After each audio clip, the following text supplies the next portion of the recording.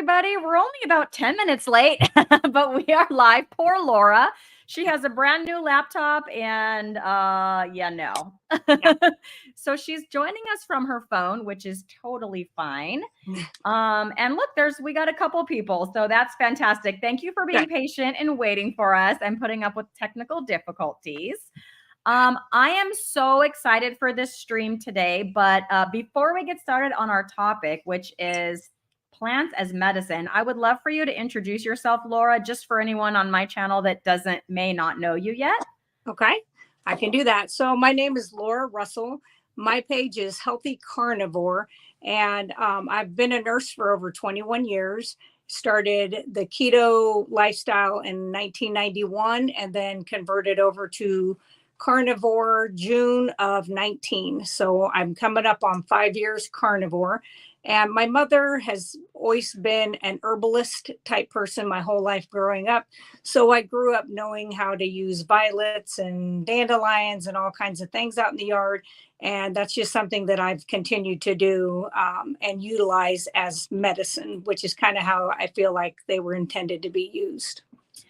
Yeah, that's fantastic. I have never been a DIY person like with anything. But I've been carnivore. My carniversary is in June also, but I'm only coming up on 1 year. So this June will be 1 year for me. I also was keto first, but just for a few months. So I'm going on about a year of proper human diet if you count my keto meat based. But the cool thing about this, you guys, this way of eating is you get like plugged into this community, which I did pretty quickly after starting keto back February of last year. And I just started meeting all these fantastic people, and Laura is one of them. And so all these people have their own background, their own story, their own expertise.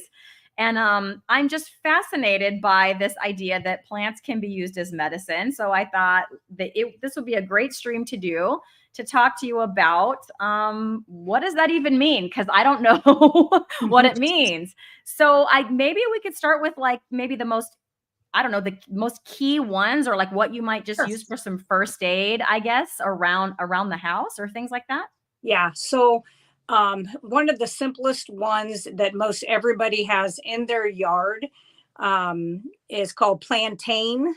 And it actually has broad leaves. They lay kind of flat, almost like you've had lettuce sitting in a bowl.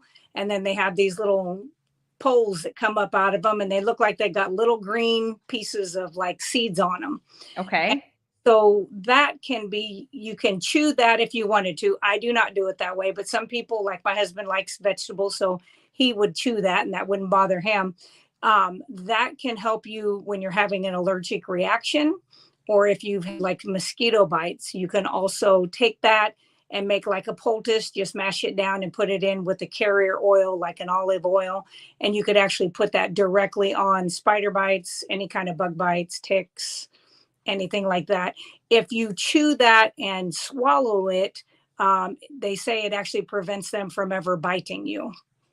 So they say that. Have you found that to be true? Like, you wouldn't probably swallow it, but your husband might. Like, do you know anyone who's found that to be true? Yes. So he's used that, and he goes out into the timber and doesn't get anything. So, and he used to, so that's the only thing he's done differently is he's utilized that. So that is one that you can do. I hate the taste of vegetables and grass. Me too. And stuff. So I can't make myself do it. I suppose if it was something really bad, I'd be like, okay, I'm just going to bite one, it's fine. But for the most part, I like things that either you can do topical or that you've extracted the good stuff out of it. So one of the main ones that I use a ton of is called oregano oil. And so I'll kind of show you one of my jars here.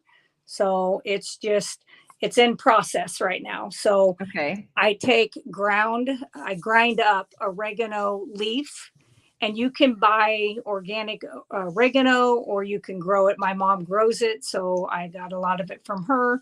I just let it dry out in the sun, and then I grind it and put it in a jar and cover that. I put about half of the jar, maybe a little less than half of oregano leaves, and then the rest of it I cover in like olive oil or avocado oil. I don't heat mine up. I've seen where some people heat it in like a saucepan. I don't do that. It's too hard to get it perfectly to the right temp.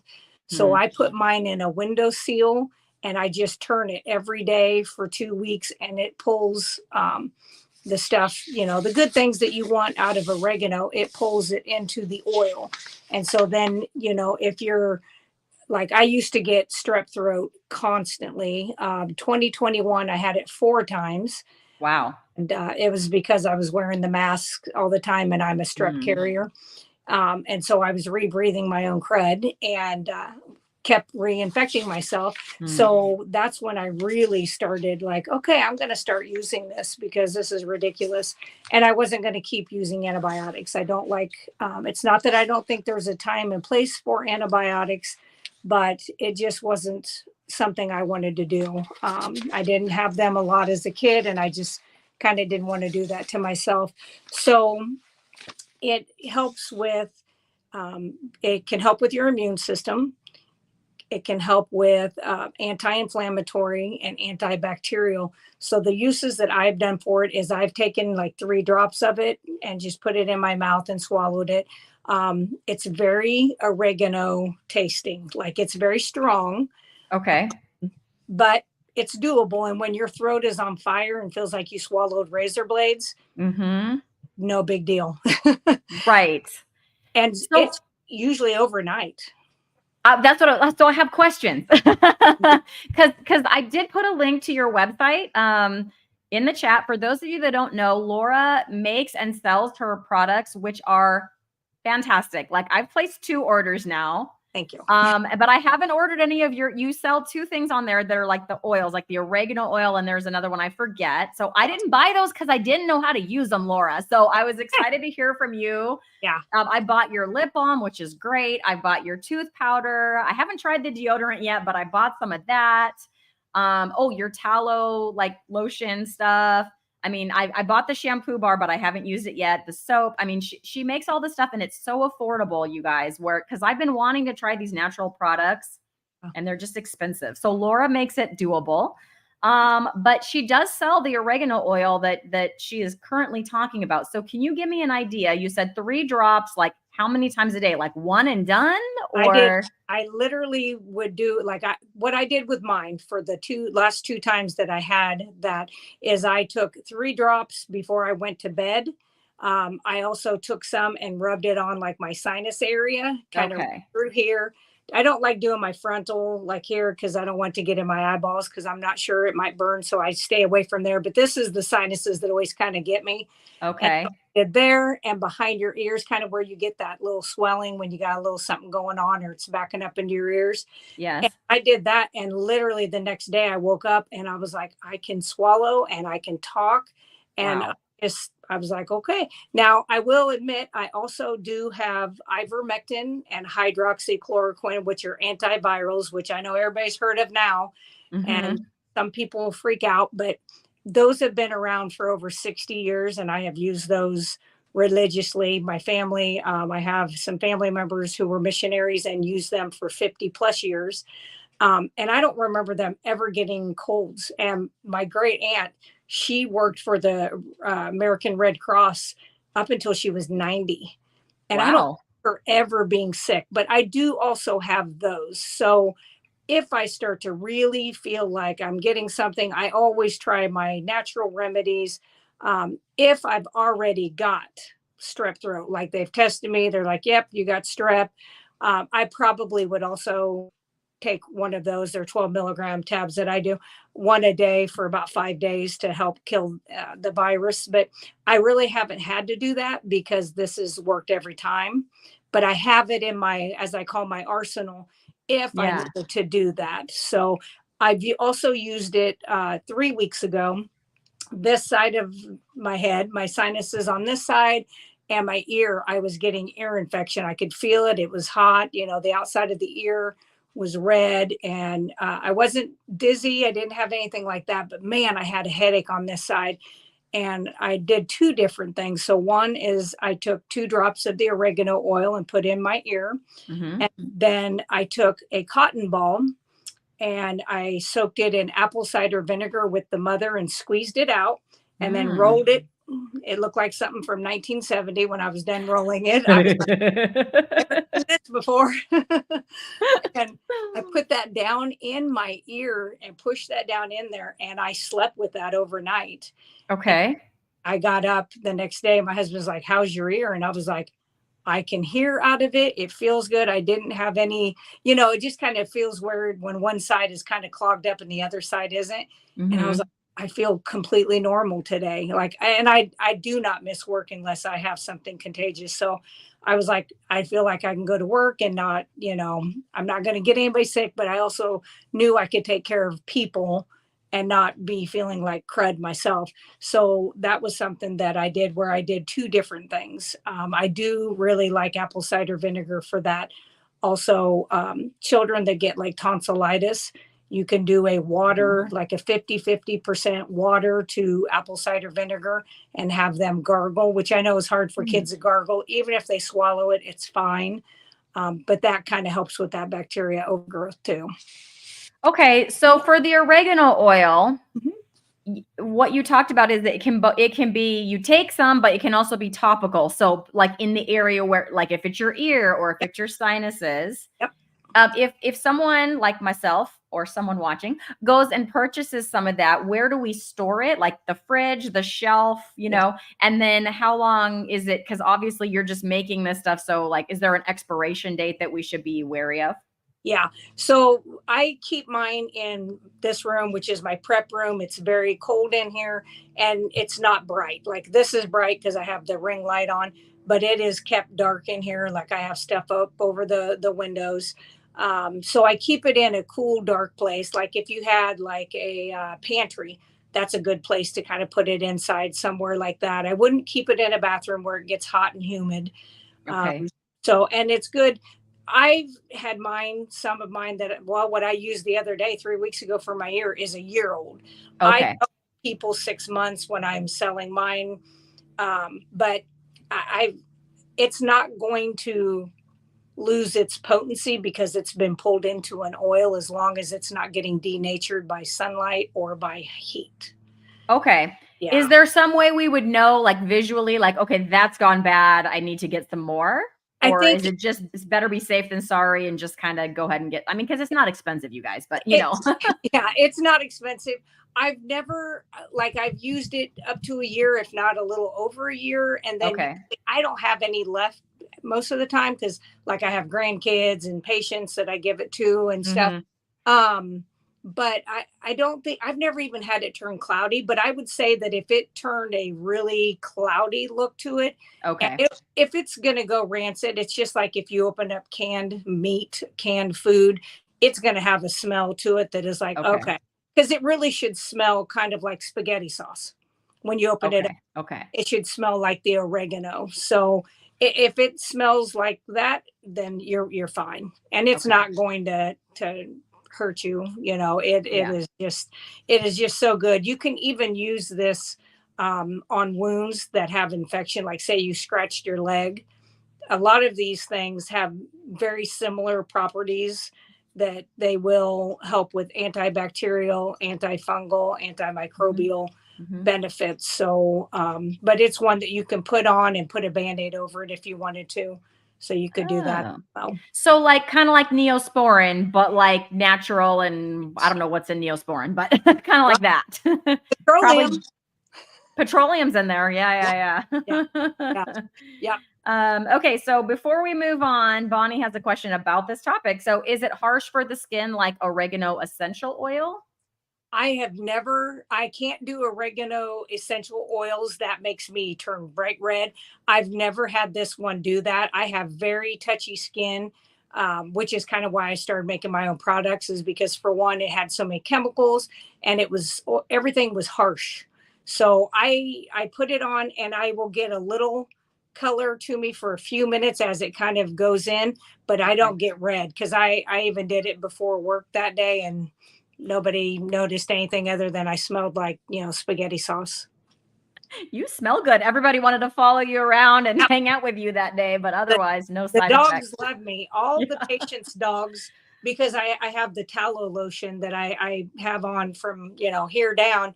and it doesn't smell like beef because of how I render it. Right. And it'll smell like, lemon or whatever I've decided to put in, peace, or, some of the other essential oils. But the dogs know that it's tallow, and they're just like, hey, we love her. They're Yeah. like, my dog hates everybody. And I'm like, oh, it's fine. So I shouldn't wear that out and about because I'm not a dog person. Do cats find it appealing? Because I do like Yes. cats, Laura. Yes. I love cats. I have 3 inside cats. And every time I try a new scent, I always, put it on my hands and my arms to kind of see how it does, on my skin, because I am very sensitive and I had a lot of allergies growing up. And so I always try stuff on me for usually years before I put it out. But my cats will sit there and lick, lick, lick. And I'm like, stop it. I don't know if it's working if you're licking it off of me. But yeah, even the cats like it. Awesome. Yes. Cat Diamond says, I've been using oregano oil for a few years anytime I was around anyone who was sick. Interesting. And before going anywhere during COVID, I haven't gotten sick in probably 15 years. So would you agree with that, Laura? You can take it like as a preventative?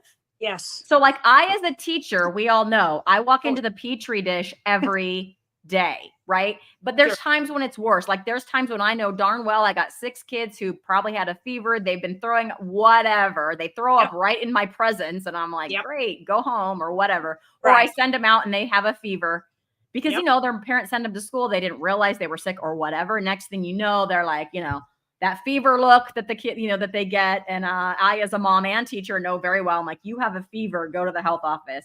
Exactly. So in that kind of case, would it be good for me to do the 3-drop thing to like prevent me from? Okay. Yes. That's cool. Yeah. And there's a couple different ones that you can do that with that I'm going to go over today. But oregano oil is one. Thyme oil is another one that I haven't put on my site. I do have it. But it's very similar. It's used a lot with coughs, upper respiratory infections, smells similar to oregano oil. It's really pretty similar. So that's why I did it. It's antibacterial and anti-inflammatory. So I do have somebody that I gave some castor oil with the thyme oil mixed in for their joints because they had really bad arthritis and their joints would just swell, even their hands, like you could just see the swelling.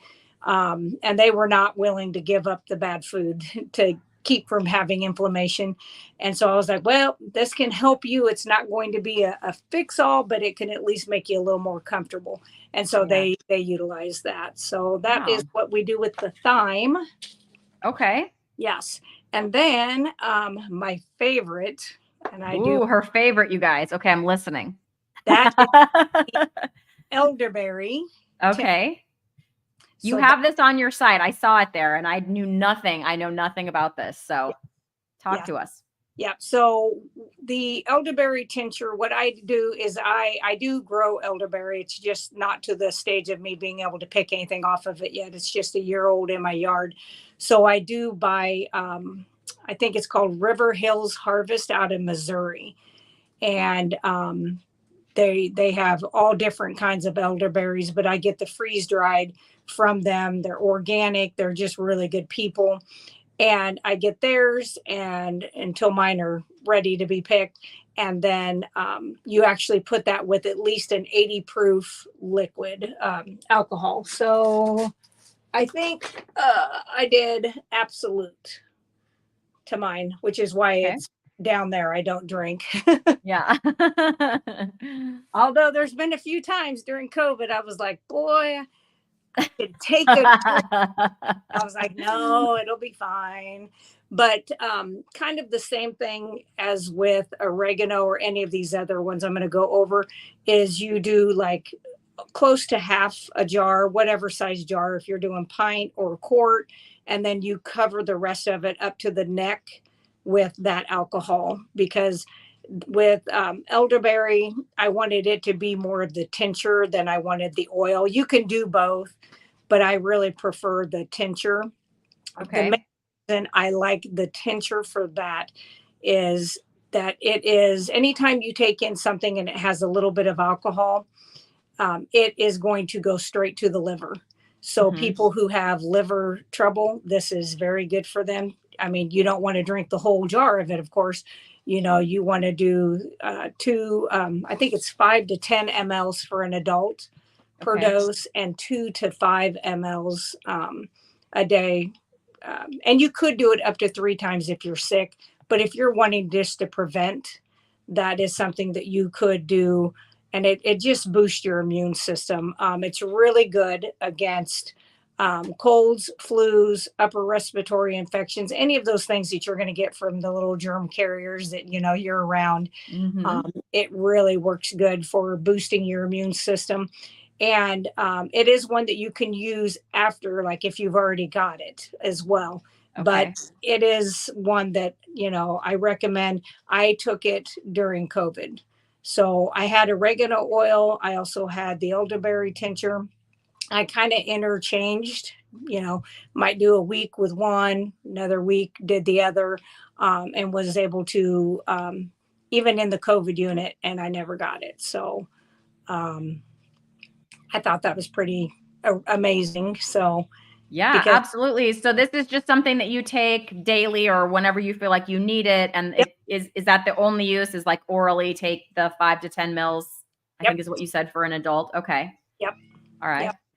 Yep. And then one of the other ones that is something that I've taken, I probably used it more before I went carnivore.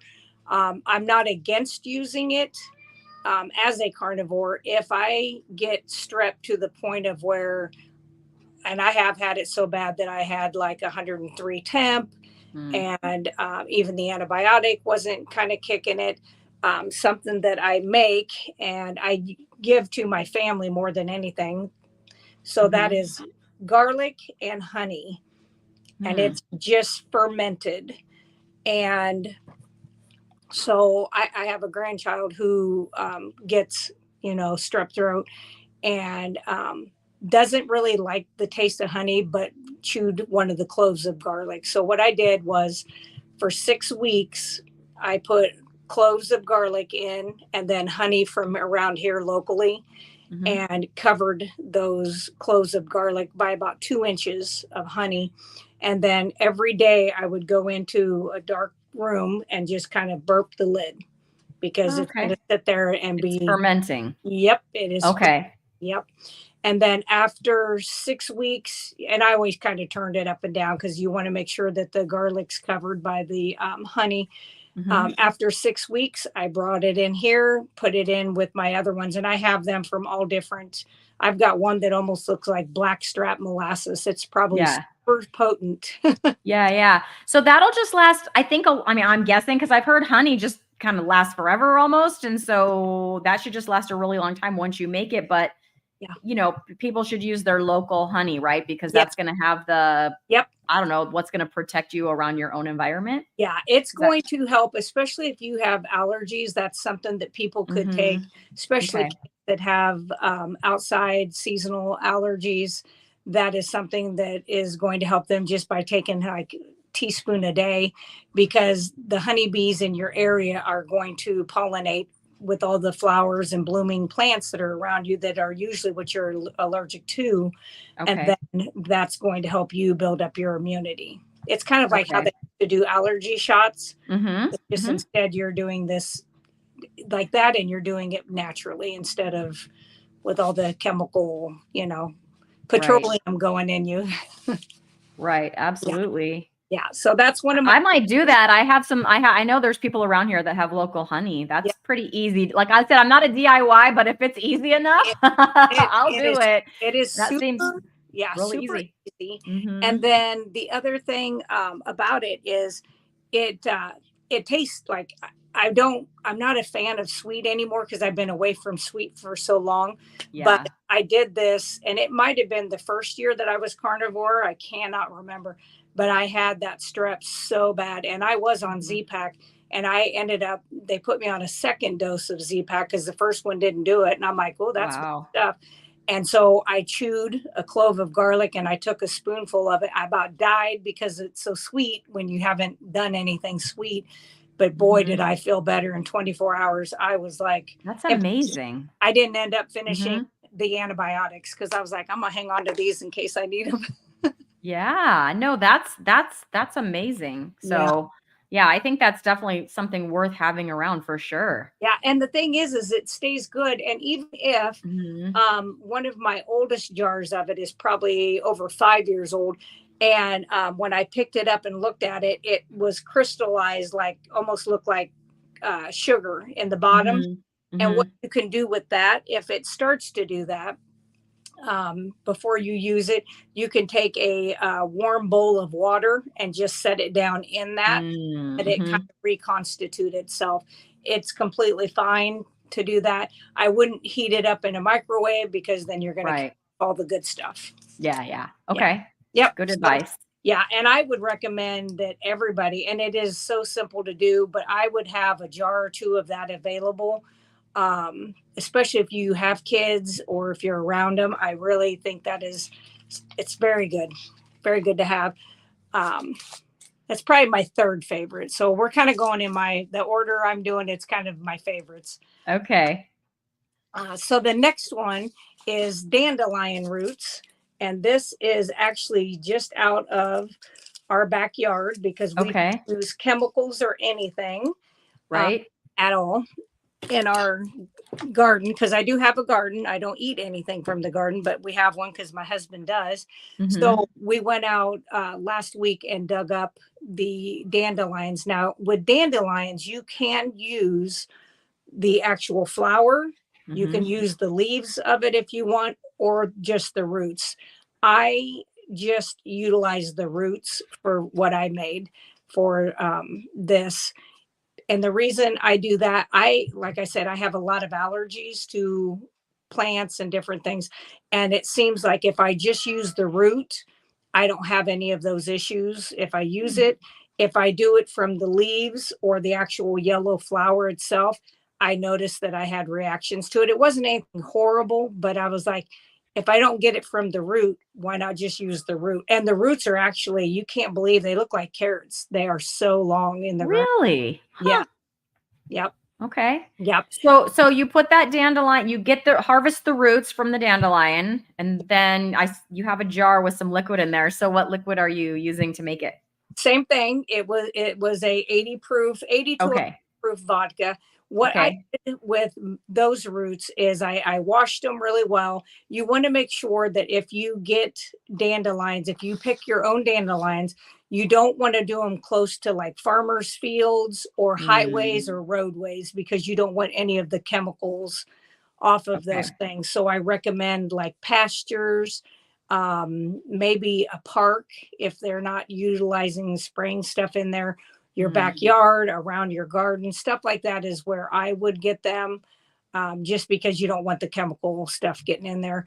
And yeah. then I just wash these very well. And then I put them in a food processor and chopped them up really fine and then threw them in the jar. And I did about the same thing. Almost half of the jar was in the root, and then the rest of it, all the way up to the top, was the alcohol, was the vodka. And then I did use some wax paper because of the metal lid on this one, because for some reason it will react.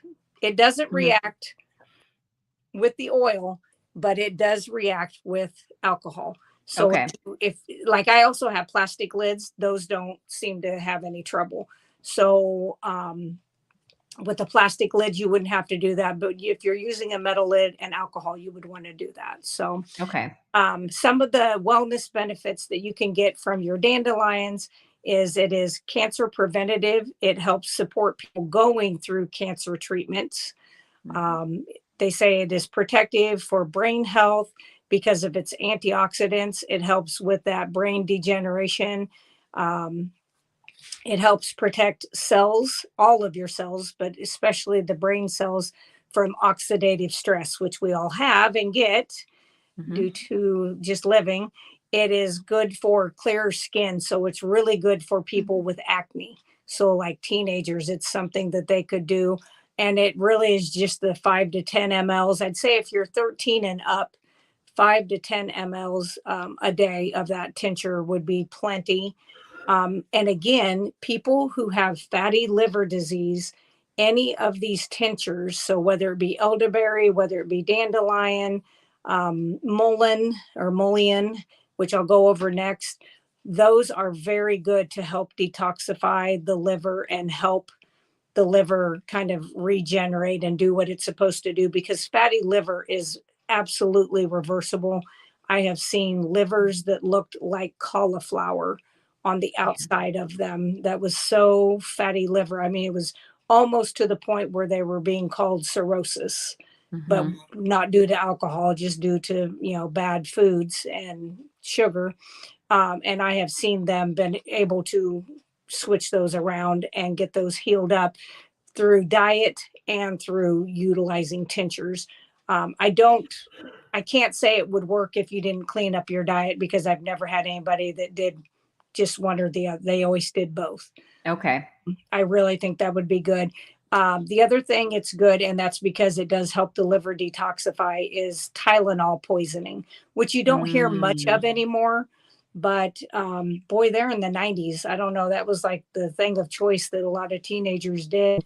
And the way we treated it at a hospital was called Mucomist, was a product that we give the person, and it smells like rotten eggs and the bottom of a well out in the country. If you've ever smelled that sulfur smell, Mhm. Mhm. it tastes like that and smells like that. So I'm like, I'd rather do this Mhm. than Mucomist. If anybody, like if a kid would get a hold of it, you could give Right. 10 mLs and know that you're at least going to get things started, and then you can get moving on where you need to go. Uh, Yeah. Same with gallbladder function. It helps with gallbladder function because it helps reduce inflammation in those tissues. So that will help, especially people who have small gallstones.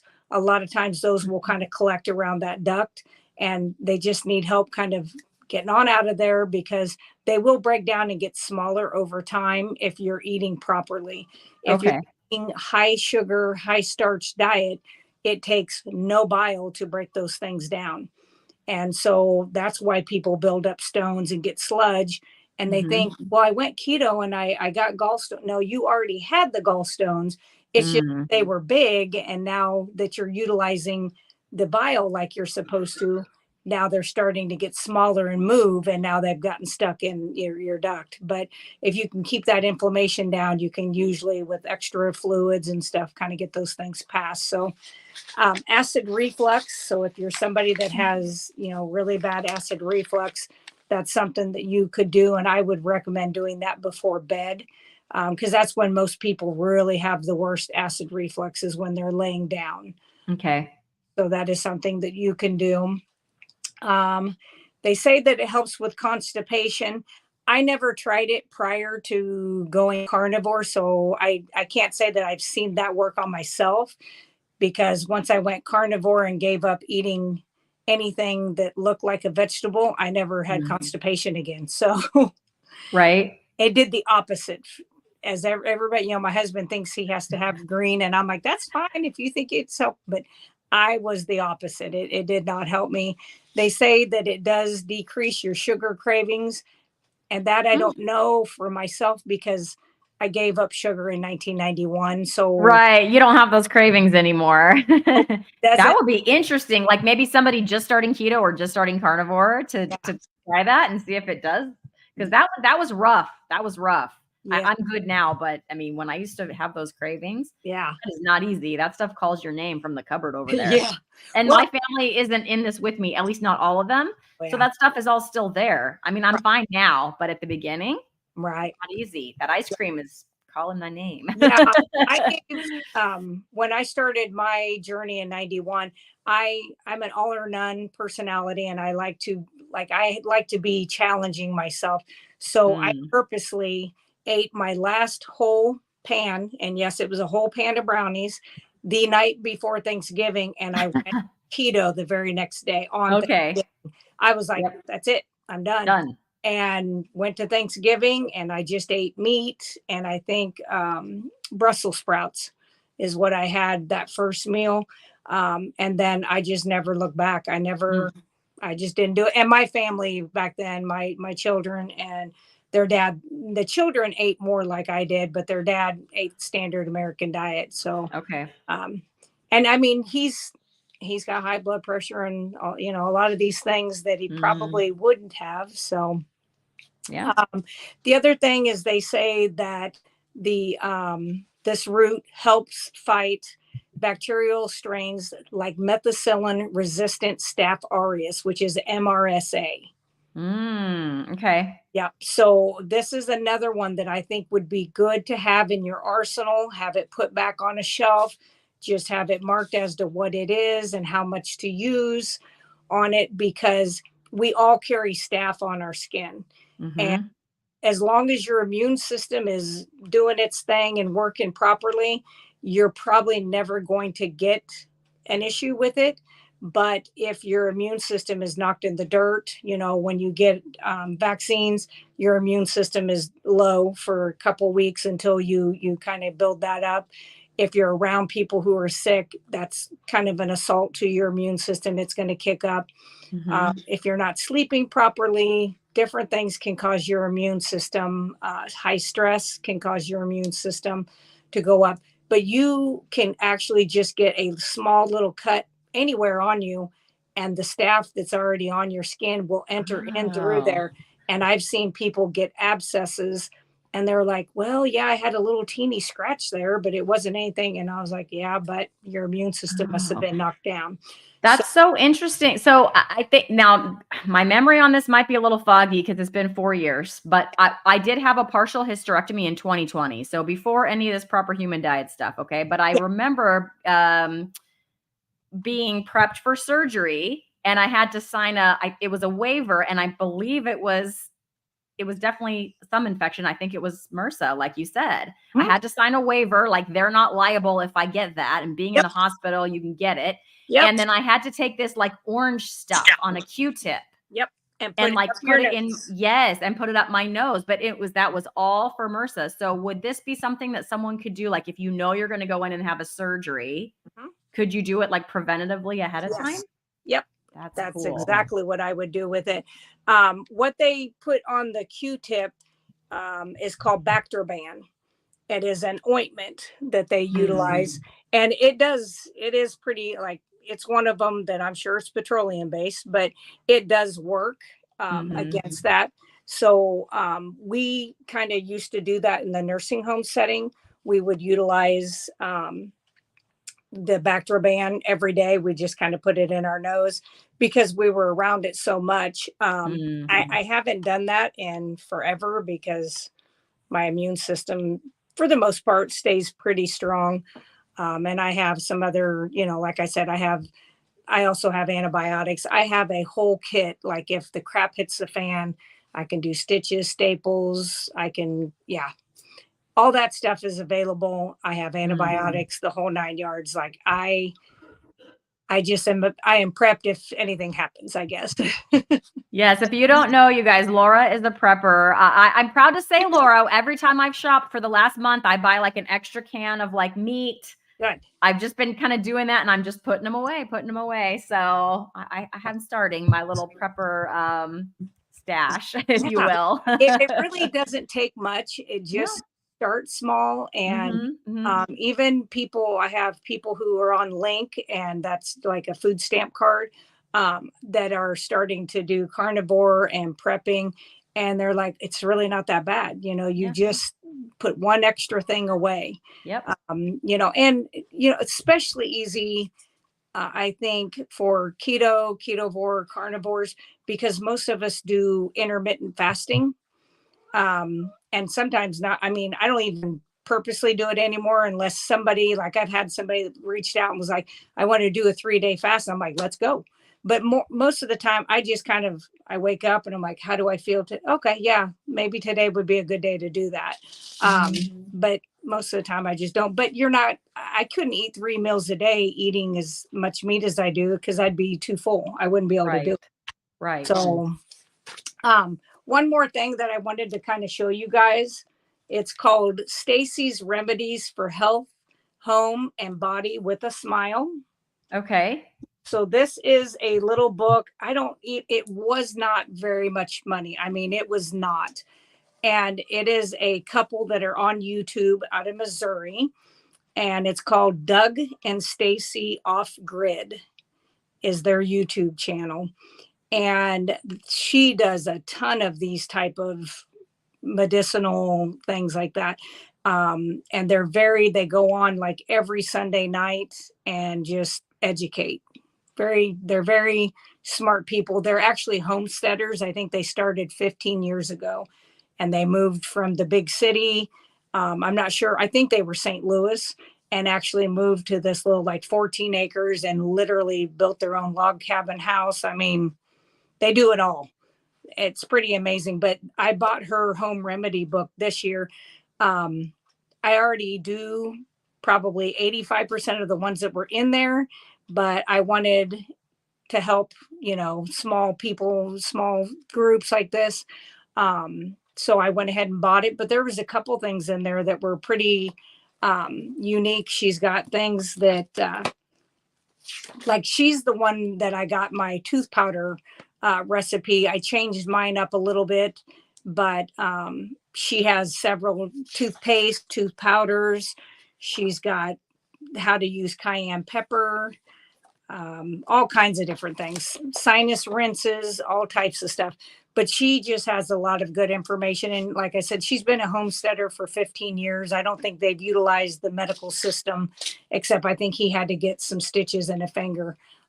Otherwise, they do everything themselves, which I'm kind of impressed. That's pretty cool.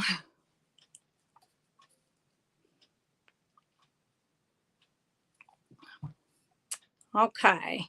Sorry, I'm muted. I did put a link to that YouTube channel. Sorry, I know you guys could hear the ads. I was trying to find their channel. That tab wasn't muted, but so yeah, I put a link to their channel down there in my comments. So people want to check that out. Yeah, they're pretty neat individuals. So then the next plant that I want to go over, I want to see if I can find the picture of it too.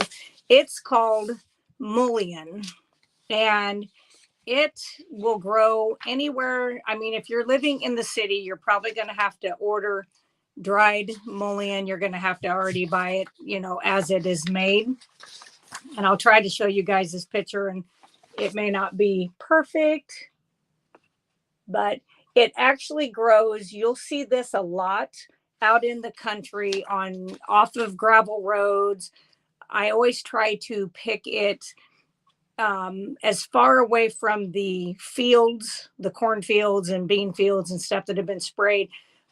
Usually you'll see it where maybe an old house used to sit or an old fence row. You can kind of tell, there's stuff growing like this, but there's no fence there anymore.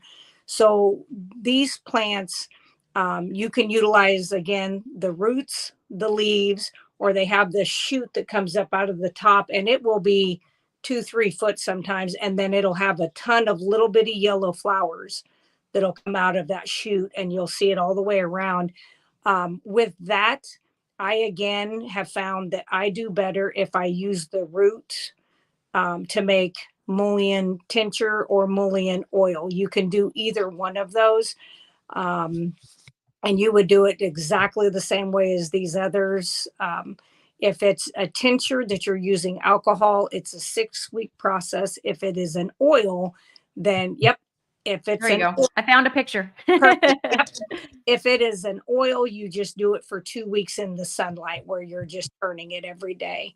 So there are some other names of mullein.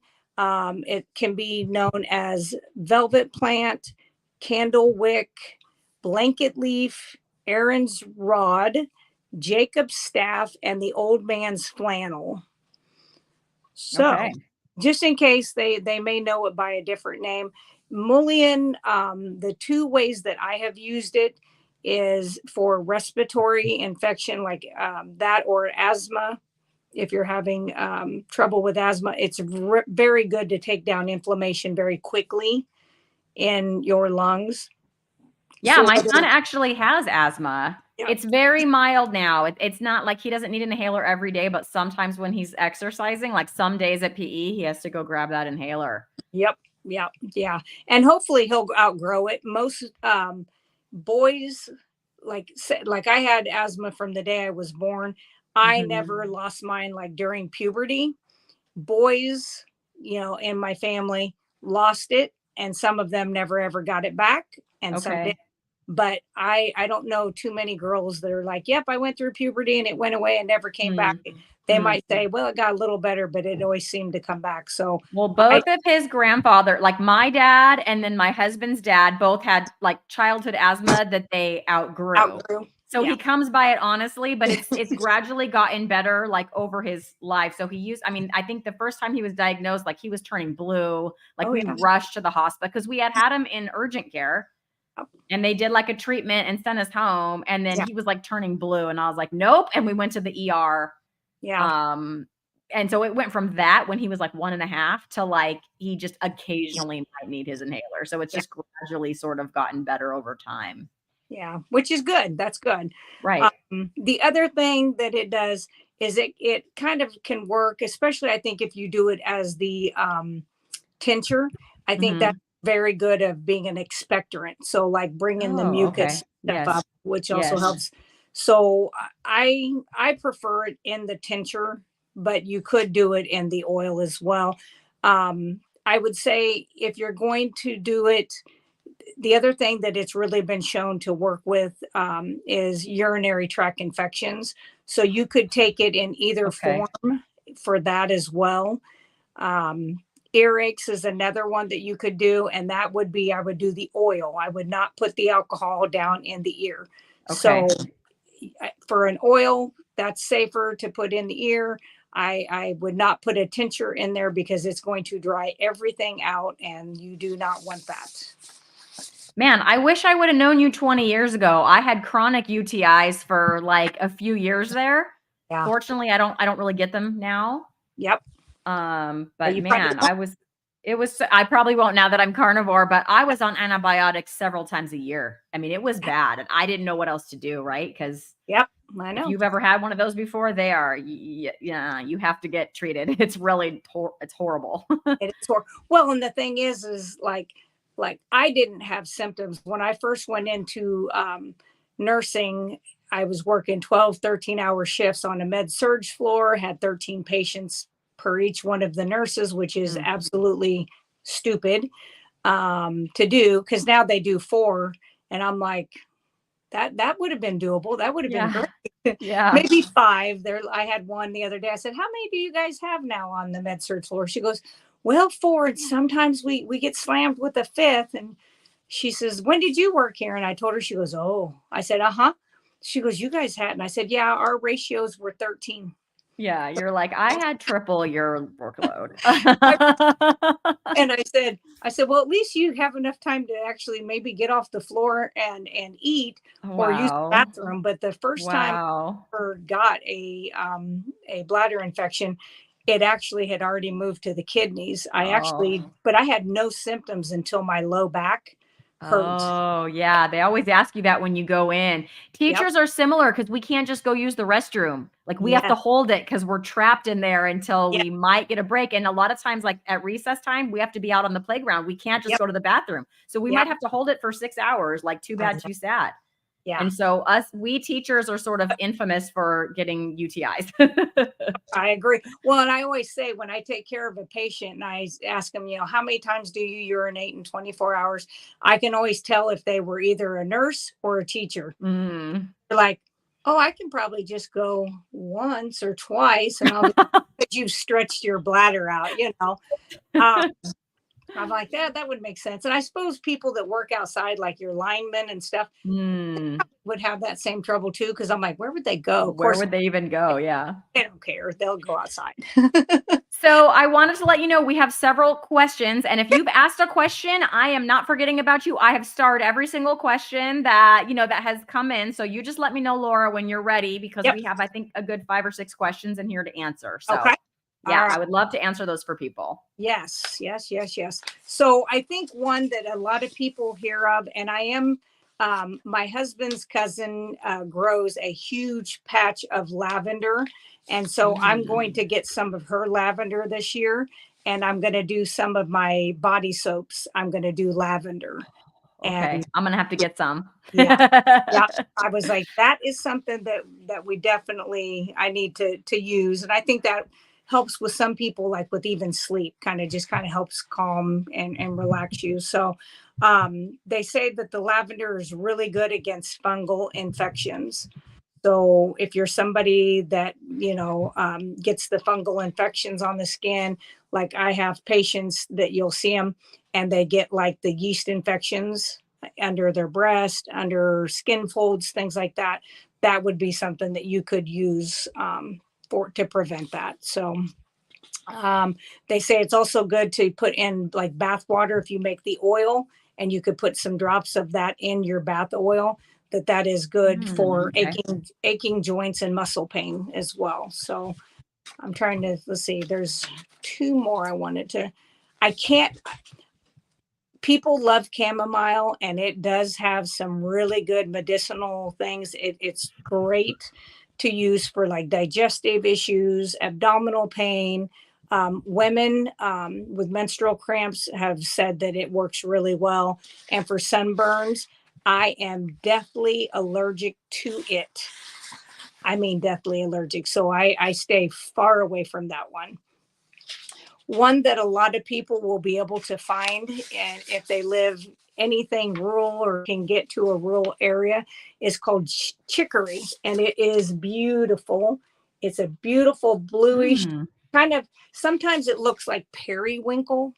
The ones around here are more of the periwinkle blue, but those are really nice to use for people with high blood pressure. It helps lower blood pressure, and that it also helps with like having like a diuretic effect, which was also helps their blood pressure. So it would make them urinate a little bit more often if there's somebody that has that kind of trouble. The reason and the way they would do that is they would dry those roots, and you could do it in an oven if you do it on a low setting for, like 250 degrees for an hour. And then, kind of put that in a food processor and chop it up kind of like I did with the dandelion root. And then you would take boiling water, and I always use filtered water, and pour those two things together in like a quart jar, allow it to cool, and then put that in your refrigerator. You can do that with dandelion root as well and make a tea. But you could use that for the chicory, you could use for kidney stones, gallstones, and urinary tract infections as well. It's another one that's really good for those. And let me think. Of course, I have peppermint and spearmint out in my little back way out here. I've grown it myself, which is what's in the my tooth powder that I make is. Yes. I really like that stuff. And thank you for emailing me back and telling me how to use it. I have a question about peppermint. I'm going to take us off on a little bunny trail. Okay. My cat loves peppermint, and I've heard it's because it's like related to catnip. Like, do you find that to be true?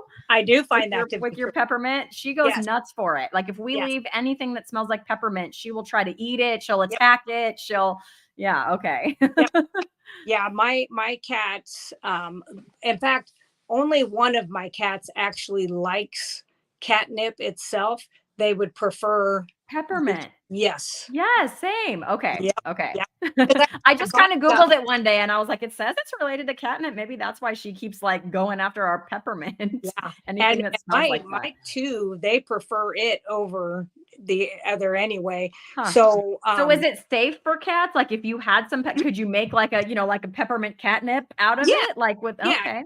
Yeah, you could. Okay. And like you could either dry the leaves, because what I do is sometimes I'll pull the whole plant because it replants itself. So like I started with like 3, and now I have like all the way around the building. Wow, it's prolific. Yeah, they like to keep going. And so I will hang it upside down, like out on the back porch where the sun hits all day long, and allow it to dry. And then you could just grind it up. And if you have like a little mouse or something, you could stuff it inside there and, give it to them to play with or whatever. Yep. You could do. Okay. So, yeah. Thank you for answering that. Sorry. I know that's a little off topic, but I was interested in that. So thank you. And then the other one that I haven't planted yet this year, but I'm going to, is called comfrey. Okay. So comfrey has a lot of uses. So that same people's website that we talked about, or YouTube site, that Doug and Stacy, I bought a couple little jars from them, and it's called Herbal Stitches. And so what it is used for is, like, say you get a really good cut and you're out in the middle of nowhere and you can't get to some place to get stitches, but it definitely needs to stop bleeding and try to seal it up. As you can take that powdered stuff that they have, it just looks like a little baby mason jar of it, and you just sprinkle it inside that, and it will kind of seal it, stop it from bleeding, and then it helps the edges kind of come together and close. It has comfrey in it. It also has the bentonite clay, which is part of what I use for the tooth powder, is that bentonite. Okay. But that's one of the things that comfrey is good for. It's an astringent, so it's bacterial. It keeps bacterial growth down. It's anti-inflammatory. It is used for bruises. So you actually, the comfrey, when you look at comfrey out in like a garden, it has a huge leaf. It looks like elephant ears laying out around like that, like usually clumps of 3 or 4. And you can just take those and just take them off. And if you have like a sprain or a muscle issue, you can actually take that and just wrap that onto that site. And just that, with the warmth of your body, will help pull that in. You can make a poultice where you just grind it down and put it in with any of your carrier oils. I'd probably do like a castor oil and maybe some jojoba or an olive oil that kind of thins it out a little bit, and make kind of like a salve type thing and put it on there. Actually, the Egyptians used it with broken bones. So, I mean, if you got a broken bone, I recommend going to the doctor, unless, like, I shouldn't say that, because if I had a broken wrist and I knew it was still in place, but it was broke, but it wasn't, I probably wouldn't go. I would just probably do it myself. But that's just me being a nurse. Right. You're an expert. I probably wouldn't. Now, if you got a bone sticking through your skin, that's an infection source, and that's an emergency. That'd be the time I would utilize. But they actually would wrap leaves of comfrey around those areas to help the healing of that bone. So, Cammie at Last Day of Normal was asking, don't they call it bone knit too? yes. Okay, there you go. So another name for comfrey, bone knit. Yep. I do. Yep. And so there's something to that. I can't say that I've used it for myself, because I broke 11 bones by the time I was 11, because I lived in an all boy neighborhood. I don't think I had, I mean, maybe I did have weak bones as a kid. I don't know. The things that I did that broke my bones, I think would have broke my bones no matter how strong they were, because you can't jump off 2-story buildings with the guys in the area and think that somebody's not going to have a broken arm or leg. But after I started keto, was it after? Yeah, 2 years after I started keto, I had a doctor who talked to me about stopping taking my calcium because it was being useless. I actually had 3 vertebrae in my back that I had compression fractures from a car accident. And I went in to kind of chew on my doc, actually. And I was like, I've taken your calcium twice a day, because I had a hysterectomy young. And I was like, I'm taking this twice a day. I had a rollover accident. It was not like at high speed. It was like 40 miles per hour, and it rolled twice. But I mean, it was an accident, but it wasn't anything that I would have expected to get as badly hurt as I was bone wise. And another doctor was sitting there who was trained in India. His name was Dr. Pawar, and I just loved him. He had already retired from the area, but he was back visiting, and he was in there. And he was the one that was like, no, you need K2D3. I was like, well, where the hell do I find that? Because at the time, there wasn't much of it over here. And we have a nature store over in Iowa. I'm on the edge of Illinois, close to Iowa and Missouri. And so there's a little town over there, and they have a nature store. And I went there, and they were able to order it in. And I started doing that. And within 6 months, my T-scores had improved 1 full point. And Wow. at a year, they were 2.5 points. And at a year and a half, they were 3 points higher. And I was actually above and well into normal. And then they told me not to worry about coming back unless I fell and broke something. Yeah. And Okay. That's haven't, amazing. yeah. So, And would that same thing, I mean, I'm guessing the answer is yes, but I'm not the nurse here. So would that same thing help someone with like osteopenia? yes. Okay. Yep. And so the way K2D3 works together is the K2 brings the calcium out of like the coronary arteries, any of the places that it's not supposed to be. It Mm-hmm. helps pull it out into the bone matrix, which Okay. has all the minerals, all the different, calcium, magnesium, potassium, phosphorus, all of it.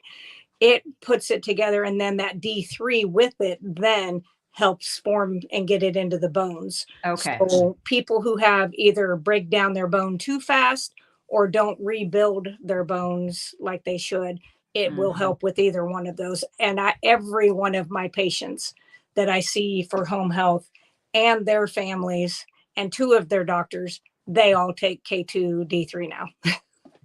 Awesome. Yeah. Yeah. I take D3 because I didn't know about the K2 D3. And it's like, I'm kind of trying to use that bottle up and then I'm going to Yeah. get some with the K2 in there, because I don't like to waste stuff, but Yeah. Me neither. yeah. I always recommend that you make sure that it is a capsule. It looks like a little baby vitamin E capsule. You want Yes. And it has a little oil in there. yeah, Yeah. Yeah. yeah. Yeah. And Mhm. you want to make sure that you take it with a fat, which is easy for us with Right. we eat, but like I have people that eat, regular, and no, I wouldn't say regular. Like I've got some 97-year-olds that still eat their type of food, but it's whole foods. It's from their property and stuff like that. So Yes. it's still better than going to the store and picking up, who knows what, Processed. yeah, and who Whatever. knows what's in it. Mhm. And they take it, and I just always tell them, make sure you take it with a little bite of butter or an egg or cheese or something that's got. Okay. Good to know. So, like, don't take it on an empty stomach. Take it maybe for me, like with a meal, because I'm going to have some fat in that meal. Yes. Yep. Yep. Okay. Good to know. Yeah. All right. I think if you want to hit some of those, I won't Awesome. read them because I'm on my phone. Yes, I will absolutely read. I know I've had to emergency do a phone too. You can't see anything. So No. some people said like hi specifically to you. Laura is not ignoring you. She has to do this from her phone. So she can't type. She's just like, she could just look at us and talk is pretty much what she can do. So yes, I'm happy to put these up, and I'm going to put Nia's up first because Nia told me like days ago, she was like, I'm looking forward to this one. And I have a question for Laura. And I said, put it in the chat and here we go. Okay. So Nia's question is, I currently live in the city, but have a balcony that I want to start growing some herbs and flowers on. What are your top 3 recommendations for medicinal plants and or flowers that would give me the most bang for my buck? Thanks. Yes. Yep. So I would say oregano. I would say peppermint. Okay. Yep. Oregano, peppermint, and comfrey would be my 3. If I had a smaller space that I needed, especially putting them in pots, that would be the 3 that I would use, because like the elderberry, you got to have more space because they actually almost look like a bamboo, and then they really kind of bush out. Okay. So you need a pretty good area for that. Yeah, the mullein, those kinds of things. A lot of these are out there naturally, or you can at least order them in. But those would be the ones that I would do if you were just going to have a small area. Okay, good advice. And then Cami is asking, would you do oregano in alcohol for a tincture? Because I think you were talking about it being an oil earlier. It does say that you can use it as a tincture. I haven't done that myself, but it does say, like everything I've looked at, and I'm trying to think if I think my mom does do an oregano tincture, because it is very similar to like your thyme and stuff like that, where it is an anti-inflammatory, antibacterial. So anything like that is going to be great to have in a tincture, because that alcohol is going to get processed by the liver and really help detoxify those areas and help purify stuff. So my mom does have that. I should have asked her how old some of hers are, because I know she's got stuff up there that she probably had when I was a kid, and I'm 53. But they work.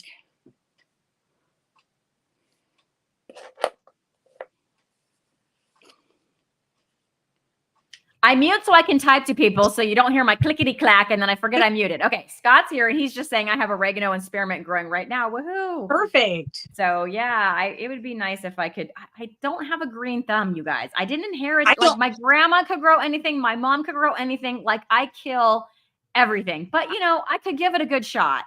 See what happens. I'll tell you this. When I used to, like when I was keto and I would eat the stuff out of the garden, everybody would be like, oh, you know, our garden is pretty because I'm OCD and I don't like weeds. So it'd be like you could see down the rows forever. Like it just was beautiful. And they're like, oh, you don't put out flowers? I can't grow a regular plant if it doesn't have and it's a mind block. It's like, if I can't survive off of it, I don't, okay, it's pretty, but I can't. I kill You're like, I have no use for you. Therefore, you may just be over there. That's funny. I even killed cactuses. And my mom says, well, that's because you overwater stuff because you're a nurturer. And I'm like, well, that's their fault then, you know? Yeah. They looked like they needed a drink. I gave them a drink. So but I will tell you, most of these are a set it and you're done. You put the oregano out, you know, especially if you have it in like bucket, or if you have it in an area that you have maybe some bricks around. And same with your peppermint or spearmint. It's not going to, it does itself. And it comes back year after year. You don't do anything to it. You just get the ground ready. You do that. It's outside. You let nature take its course. Let it go. It'll do its thing. Yep. All right. I might give it a try. Kat Diamond, I think, was looking at your website because she wants to know, what does your peace scent smell like? Well, let me grab one real quick because I was working with all my other stuff earlier today. I got my lemon soaps and stuff. So let me grab one and I'll be able to give you an exact idea. Okay, cool. She's going to go grab that. If you guys have not checked out her website, she has a lot of her products for sale. They're tallow based. Even like her lip balm is tallow based. It's great. So I highly recommend it. I've dropped that link in the chat a couple times for you guys. So this one is my whipped lotion. Okay. And it's not a strong smell. I don't do any of mine strong. I've had vanilla, peace. I did shaving cream that I think I did one that's plain, and I did one that's cedar wood, more kind of a manly smelling one for them. But this is just, it's not like a flower. It's not a flowery smell. It's more of just like clean, almost lemon or citrusy, just a little touch of that. Ooh, that sounds right up my alley. I love like citrusy like that more than floral for sure. Yep. Yeah. It's definitely more of like a citrusy, clean type smell to it. And literally as soon as you put it on and you rub it in, it's soaked in. Like you can put your hand on something and you're not leaving grease marks or anything. Cause somebody asked me, you know, is it super greasy? And I'm like, the lotion is not. Now the shaving cream that I made, I used that the other day, and it, you know, it doesn't stay white like your shaving cream does. You put it on and it kind of melds into your skin. And I was like, and after I was done shaving, I was like, I don't even have to put lotion on. It was like, it did soak in really well, but it did exactly what it's supposed to do to help you with the shaving part of it. But I'm somebody that gets, like, I have sensitive skin, and I'm somebody that gets razor bumps all the time. My legs bad. And I didn't do that this time. And I was like, and it was an old razor because I'm cheap. And I was like, well, that worked pretty well. And I was like, and I didn't even have to put lotion on afterwards. That sounds like something I need to try. I didn't. Are you going to be putting that back up on your site? I didn't see any of. Okay, cool. So when I see it pop up there, I'll for sure order some. Okay. So next question, Deb is asking, anything that can be used to help with HS breakouts? Is that hidradenitis suppurativa, I think, or something like that? I'm bad at pronouncing that one, but yeah. So what I would do for that. And I don't know if she has used anything. I wouldn't do the oregano oil for that one. I think that would be too too much. I would probably try some tallow products, and or something that had like castor oil and a jojoba, something that's going to be gentle, that'll kind of get in there. I, I wouldn't do anything with a lot of scents either. But as for any of the, it's going to help with any of them is going to help with inflammation. Probably stuff with comfrey would be another one that would be good for that. And I haven't made anything with the comfrey because I haven't been able to get anything planted. I should be able to do that this year at some point, and even be able to make products from that plant this year. It should grow that quickly. So we'll see how that goes. But that's what I would recommend. I love castor oil. I use castor oil every single night in my eyeballs. And yes, I did say in my eyeballs. Wow. I've never heard of that before. Yep. I've done it for a long, long, long time. I don't want to have cataracts, and everybody in my family had cataracts removed by their 50, like 51, 52, 53. Wow. And so I was like, I'm not going to do that. So I started to utilize castor oil. And first I just started putting it on my eyelids because it will get in anyway, because it's a penetrating. And then I thought, well, if it's that good that way, why not? And so I put it in my eyes one night just to see. And it was blurry for about 2 seconds. And then it was like just sucked in. And I thought, man. And then helps get rid of floaters, which I no longer have. Yeah. And then the other thing it did that my eye doctor, she shook her head at, she was like, you are crazy. She was testing my eyes. It had been 2 years since I had my bifocals. I was like, what kind of glasses did I used to wear? Bifocals. Okay. And I had done this for probably a year or two at the time. And it was during COVID. So I hadn't seen her until after kind of that was starting to wind down.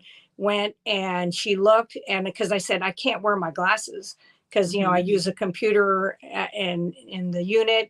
And I said, it's giving me headaches wearing the glasses, which is the whole reason I had to get them, was because before I was getting headaches trying to utilize the computer and needed those glasses. And so she did all these tests, and she just did like 3,000 things. I was like, Lord, how many of those do we have? And she was like, well, I have to write a letter for you to take to the DMV because you do not require glasses at all. Wow. And I said, really? I said, I'm at the time, I think I was 51 or 52 maybe. And I said, wow. And she goes, what did you say you did? And I said, well, I do castor oil. I'm carnivore. And I had done some really long fast before a surgery I had in 2019. And I said, I don't know, maybe it's a combination, but I said, I don't have dry eyes anymore. And she goes, no, you don't. She goes, everything looks perfect. She goes, but I don't recommend that. And I said, that's okay. That's okay. So Oaktown Girl wants to know if you have a castor oil video. She doesn't know anything about it. I know very little about it, and I would love for you to make a video about that, because I don't even know. Like, I'm going to ask you, can you just email me a link? Because I know there's different kinds of castor. Like, you need to get the stuff in the glass. I don't know. I'm too nervous to put it in my eyes. I think I'd be okay putting it on my eyelids, though.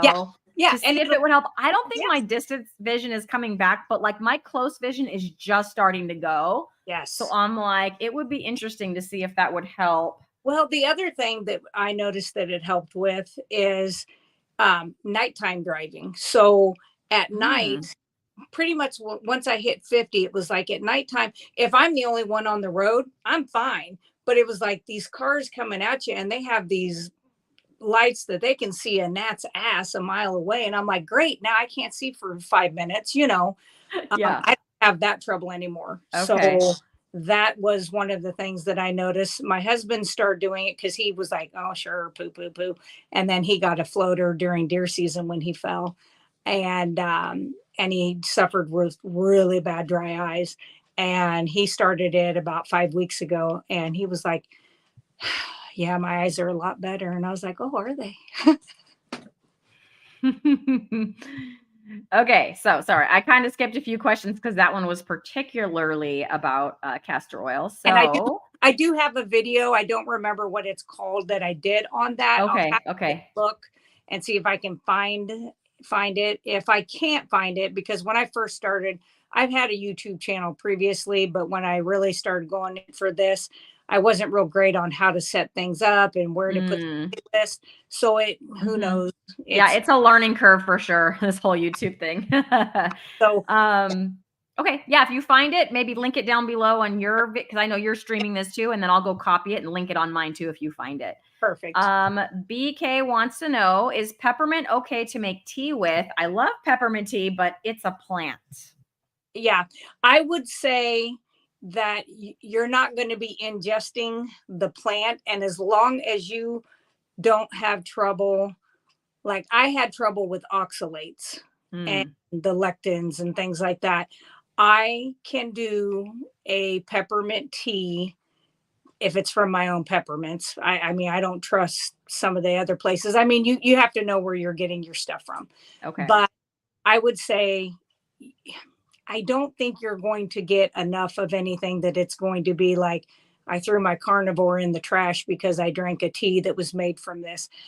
I have to go back to my ancestors, which were Cherokee Indian, and I'm sure they drank teas made from roots and leaves, and they ate a few berries off of the dang elderberry trees, but the majority of their food was bison. It was the buffalo and different animals, stuff like that. So I don't think it's going to hurt you. And what I do is I'm always say I want to try it, and I usually try it on myself, see how it works before. So I would just try it, see what you think. How do you feel after you do it? But it is so good for upset stomachs and people who have, especially people who did like the Ozempic, any of those GLP-1s that have had damage done to their stomach, called gastroparesis, which is paralysis of their stomachs, which is going to be something that people will hear more and more of on TV. There will be a commercial someday where if you were injured, if you were injured by one of these, because you of what it does and the way it works. And so I do have a couple people I'm working with on my website that have that peppermint tea was one of the things I said, you've got to do that. And some berberine, which is a Chinese herb, that you can use that kind of helps re-wake things up, helps with motility of the stomach, and helps get things moving. And so, I would just say try it, see how you feel, because it may affect you one way, it may affect somebody else. Now, I'm not going to go out there unless it's something really, really, really bad and chew on any leaf of any sort, because I'm not a fan of most of them for that purpose. Okay, thank you. The questions are coming in faster and furiouser now because we started answering questions and everyone's like, ooh, and they put in some questions. So do you have time for a few more? Okay. Okay, cool. So Scott is asking, have you made or used black walnut tincture? I cannot use black walnut. Okay. That's another bad allergy for me. And we do have a ginormous black walnut tree in our backyard. I mean, it is massive. I think we've measured around it 3 foot up, and I think it was 180 years old based on its girth. So what would it be used for? Should someone not be allergic to it? What would its properties be? That I don't know, because usually if it's not something that I'll mess with, I don't really kind of go. Just like you can't grow the plants that aren't useful to you. If you can't use it, you don't know about it. Okay, gotcha. We'll have to Google that one, Scotty. We'll have to Google it. That one. That one.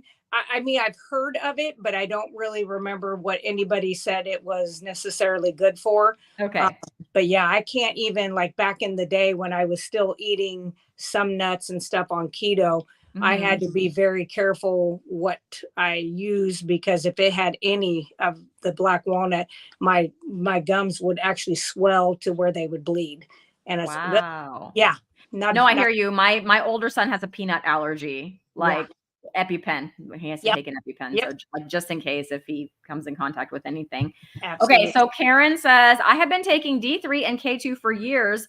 What kind of form did you suggest? Mine is a powder form in a small capsule. Ha, I have always taken it first thing in the AM. So you did say to take it with some fat. So I think Karen learned that little nugget of Yeah. wisdom, but can you reiterate Yeah. again the form that it Yeah. should?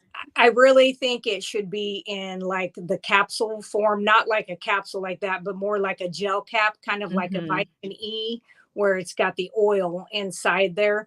When they process it to the point where they make it into a hard tablet or just powdered, it has been it's been cooked at such high temps that I don't know that the efficacy is as good as it could be. I really think that oil-based form is just going to be I think you're going to get more bang for your buck. That's what I would Okay. do. All right. And then Cami wants to know anything that can reduce a mole. Yes. So there's a couple different things that you can do. You can take garlic and you can crush it, and you can put it in, like I have those little Tupperware, like I don't know, 2 tablespoon things that people used to put salad dressing in to take to work or whatever. I have those, and you can take crushed garlic and you can put if you have Providine or the iodine, like I have the natural iodine, like you would use for a wound. It's got like that brownish red color. You Mm-hmm. can put that in there. And you can actually just take like a Q-tip and wet it and put it on the mole and put a Band-Aid over it. And you should be able to do that for just a few nights. And usually that is enough to help that come off. As you continue to do carnivore, if that was Cami from Last day of normal. yeah. Mm-hmm. So she's carnivore. So she Yes. will find as time goes on, those are going to fall off on their own. You don't even have to do anything to them. I literally had 5 that were right here. I have 1 left, and I Wow. didn't do that. I had 1 here that my bra strap hit all the time. So I did use the garlic and the iodine or Providine to that. But Okay. these, I literally just that when it started getting a little bit nicer here, I started pulling out my shirts to, that were more open. And I was like, oh, great, this one rubs this spot. And I was like, where the hell are they? And I was like, oh, I was like, they're gone. So, because That's fantastic. a ton, I had a ton because I was insulin resistant. And I think even though I was very fortunate, the first 26 out of the 28 years I did keto, I was real keto. Like before it was keto, Right. it was a few of the vegetables out of my garden, Mm-hmm. meats, fats. I Mm-hmm. didn't Mm-hmm. do any of the craze. And then that keto craze came when they knew they could make money off of all of us Yep. and started selling the Quest bars, which those are the devil, and made that kind of stuff. And when I started doing that, then I started feeling like almost as bad as I did when I was on the standard American diet. Yeah. And I thought, what am I doing? And that's when I went carnivore. So, yeah, unfortunately. But yeah, I do think that even having too many of those sweeteners, I know some people can do the artificial sweeteners, but I think some of us are very sensitive to that, and it can set you off. Now, the tooth powder has some xylitol, which is good for bacteria, especially for the mouth. Mm-hmm. It doesn't affect me that way, but I grow stevia, Mm-hmm. and if I do my stevia that I just powder, it up to use it, it doesn't affect me. But if I use stevia glycinate, which is like a Oh. thicker liquid of it, Mm-hmm. that I will be looking, I'll be like, I could eat this, or Mm. and yes, it would still be keto-ish, but it's something I haven't eaten in years. And it's like, why would I even do it? So it Right. sets me off. So I don't do it. Yeah. Yeah. You got to know yourself for sure. So Scott would like to know, have you ever heard or read of Edgar Cayce, and he spelled it Cayce, in relationship to castor oil use? Edgar Casey. Casey. Okay. Yep, Edgar Casey. Absolutely. My mother is a avid follower of Edgar Casey writings. I don't remember. I don't know of what uses they did with the castor oil. But I do know my mom's used castor oil my whole life, so she probably did follow and know. I know who Edgar Casey is because of my mom. Okay. Anybody that I have necessarily followed. I really like Barbara O'Neill. I don't know if anybody has heard of her.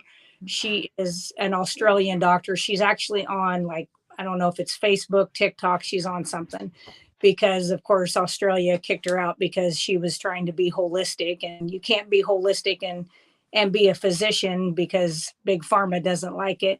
But I've listened to her and follow a lot of her advice when it came to castor oil. So that's kind of where I heard about it years ago. All right, one more question. Okay. It's from Oaktown Girl. She says, what can I do to improve my distance vision besides staying carnivore? And are there any eye exercises that can help? Thanks. Yep. Yep. So there's a couple different things that you can do.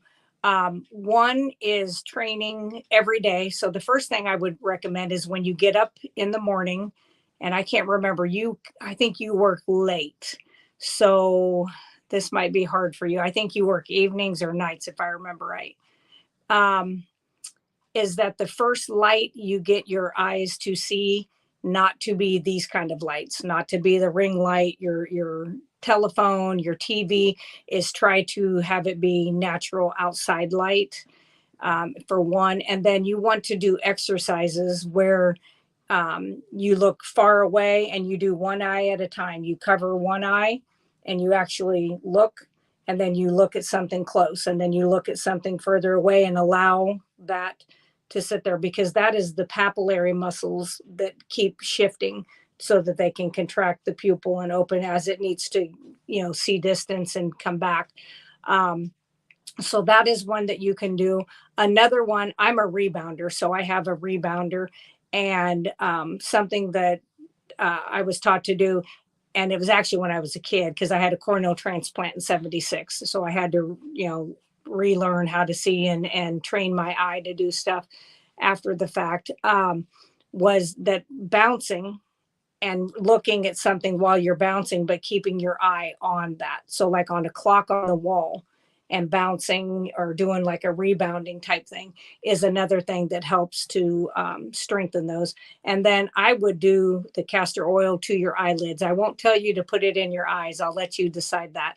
But I really do think the hexane-free, organic, in a glass bottle, I think 7 Seasons is the one that I use the most of. But I do think I have a link to that somewhere. But anyway, I get mine off of Amazon, but that is the one that I would recommend. And I would try to do all of those things. I think you'll see improvements. Wow, that was amazing. So Cami just said, I'm gonna have to watch this again and take notes. And I was like, yeah, me too, Cami, because here I am hosting the show. I've heard most of what you said, but then sometimes I went to go look up stuff and I'm like, shoot, I missed part of that. And Nia is saying, yeah, me three, lots of good info.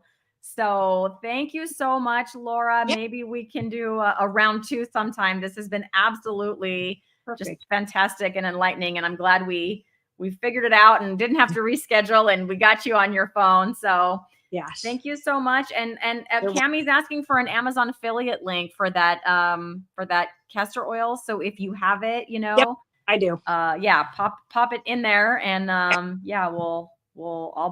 buy like a lot of stuff on Amazon. So yes, I'll use your affiliate link if you pop it in the description for sure. Because I've been wanting to try castor oil. I have this carnivore to-do list. Yeah. Anyone that watches my channel hears me, but it never gets any shorter. Like I do stuff, but then I find out about more stuff. And so castor oil is something that's been on that list. But I just didn't get like deep into it enough to know like which kind I should get and that kind of stuff. So thank you for that. Yep. You're welcome. All right, everyone. Thanks for watching. And yeah, maybe watch this again and take notes. That's what I'm going to do. So have a good one, everybody. See ya. Bye.